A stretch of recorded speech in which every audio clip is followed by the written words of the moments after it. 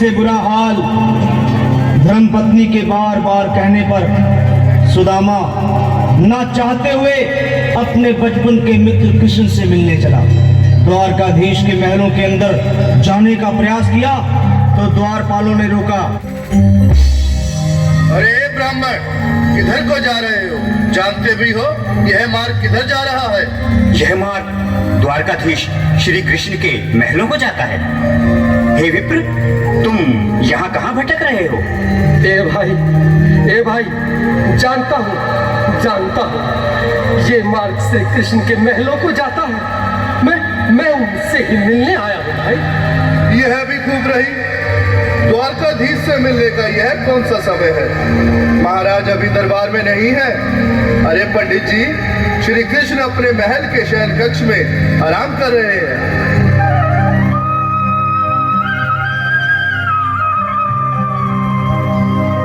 देखो देखो ये गरीबी का हाल। कृष्ण के दर पे विश्वास लेके आया हूँ। मेरे बचपन का यार है मेरा श्याम। यही सोच कर मैं आस करके आया हूँ।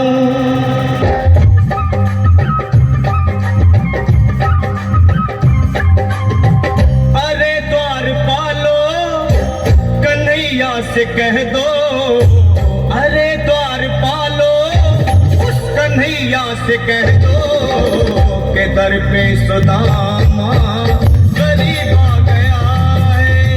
के दर पे सुदामा गरीब आ गया है। भटकते भटकते न जाने कहाँ से, भटकते भटकते न जाने कहाँ से तुम्हारे महल के करीब आ गया है। तुम्हारे महल के करीब आ गया है। अरे द्वारपालो, कन्हैया से कह दो के दर पे सुदामा गरीब आ गया है।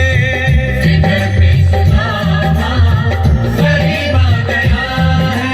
भाई द्वारपाल, मुझ पर दया करो भाई। बस तुम जाकर कन्हैया को ये बता दो कि उनका बाल सखा सुदामा मिलने आया है। मेरे इस फटे हाल पर मत जाओ भाई। तुम बस जाकर मेरा संदेश उस कृष्ण को दे दो। उस कृष्ण को दे दो भाई। क्या हंसी ठट्ठा करने को हम ही मिले हैं? तुम ठहरे दीन निर्धन फटे हाल ब्राह्मण, तुम्हारे अंग अंग से गरीबी बदहाली छलक रही है। और कहा महाराज श्री कृष्ण। क्षमा करना पंडित जी, हमें अपने प्राणों से हाथ नहीं धोने जो तुम्हारा संदेश द्वारकाधीश तक पहुंचाए।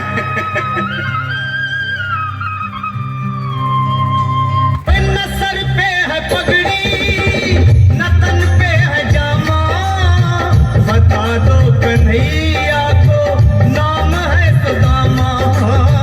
बता दो कन्हैया को नाम है सुदामा। बता दो कन्हैया को नाम है सुदामा। न सर पे है पगड़ी, न तन पे है जामा।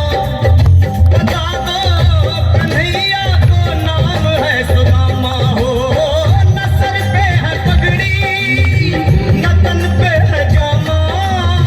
बता दो कन्हैया को नाम है सुदामा। हो बता दो कन्हैया को नाम है सुदामा।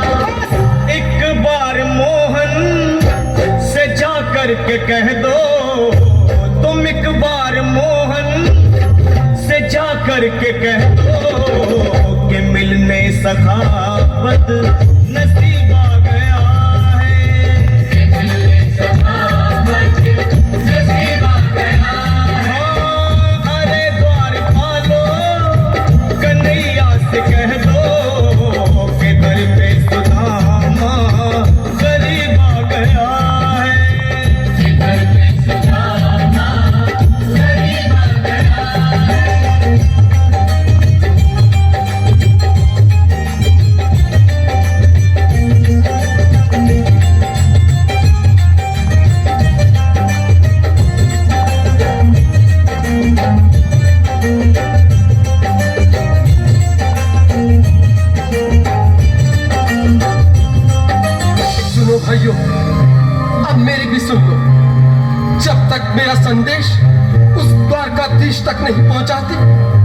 तक मैं यहीं बैठा हूं। चाहे मेरे भूख प्यास से प्राण ही क्यों न चले जाए।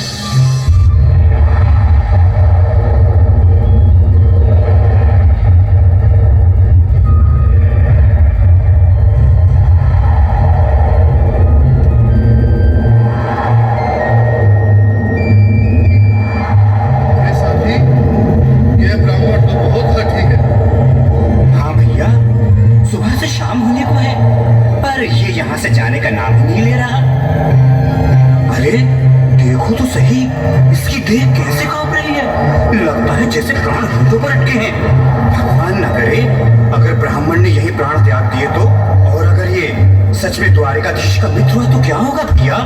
सही कहते हो। अगर ब्राह्मण हत्या का पाप लग गया तो पीढ़ियां नरक भोगेंगी। अगर महाराज का मित्र हुआ तो मृत्यु दंड का भय है।